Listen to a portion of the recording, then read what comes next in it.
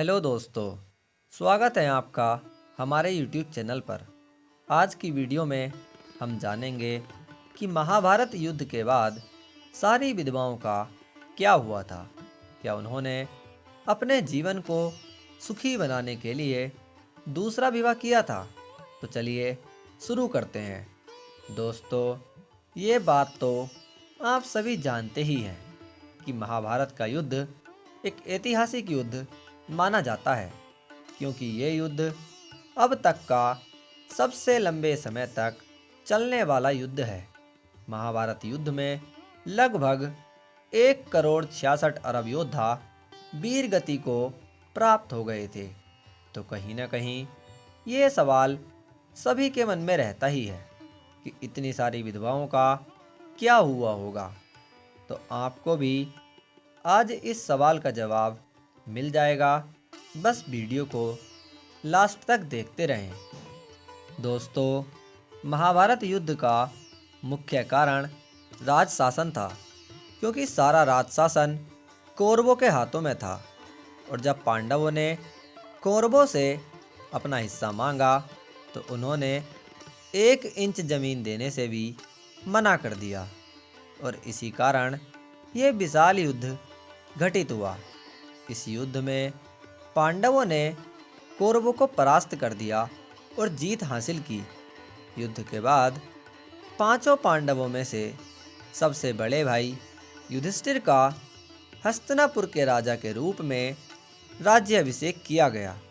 पांडवों की देखरेख में हस्तिनापुर की सारी प्रजा बहुत खुशी से अपना जीवन व्यतीत कर रही थी, परंतु सारी विधवा महिलाएं अभी तक अपने पति शोक से बाहर नहीं आई थी। युद्ध के 15 वर्ष बाद कौरवों के पिता धृतराष्ट्र राजा युधिष्ठिर से कहते हैं कि हमें अपना बचा हुआ सारा जीवन वन में बिताना है।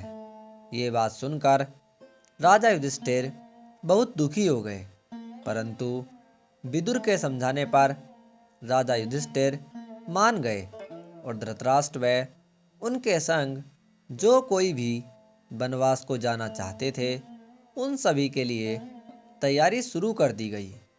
और अगले ही दिन धृतराष्ट्र व उनकी पत्नी गांधारी और माता कुंती तथा अन्य सभी प्रजावासी वन को चले गए।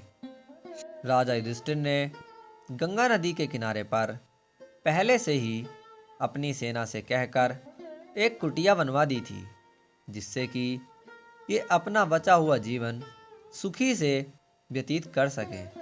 फिर पांडवों ने दोबारा से अपना राज शासन चलाना शुरू कर दिया।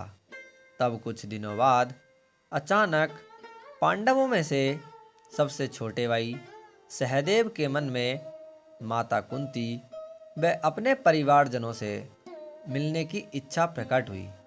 तब सहदेव ने अपनी ये इच्छा राजा युधिष्ठिर के सामने प्रस्तुत की, और युधिष्ठिर उनकी बात मानकर प्रजा को आदेश दिया कि कल सुबह तक माता कुंती की कुटिया तक जाने का सारा प्रबंध हो जाना चाहिए।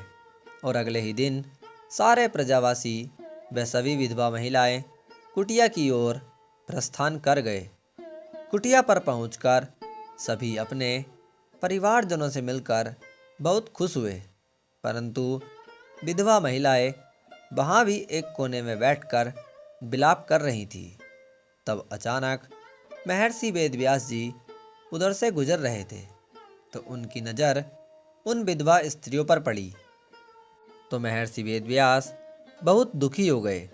उन्होंने सभी को समझाने की बहुत कोशिश की कि तुम सबके पति स्वर्गलोक में हैं, परंतु उन्होंने महर्षि जी की बात मानने से इनकार कर दिया। तब महर्षि वेदव्यास ने कहा कि आज शाम तुम सभी गंगा नदी के किनारे पर आ जाना, मैं तुम्हें तुम्हारे पतियों से मिलवा दूंगा। ये बात सुनकर सारी महिलाएं बहुत प्रसन्न हुईं। जैसे ही शाम हुई तो सारी विधवा महिलाएं किनारे पर आ गईं। तब महर्षि वेदव्यास जी ने अपने तपोबल से सारे योद्धाओं को प्रकट किया और उन्होंने अपनी अपनी पत्नियों से बात की। वह वापस गंगा में समा गए। फिर महर्षि जी ने कहा, जो भी स्त्री अपने पति के साथ स्वर्गलोक जाना चाहती है वो अभी गंगा में समाकर अपने प्राण त्याग दे। महर्षि वेदव्यास जी के ऐसा कहते ही सारी विधवा महिलाओं ने प्राण त्याग दिए। तो यही थी सारी विधवाओं की कहानी। आज की वीडियो में इतना ही।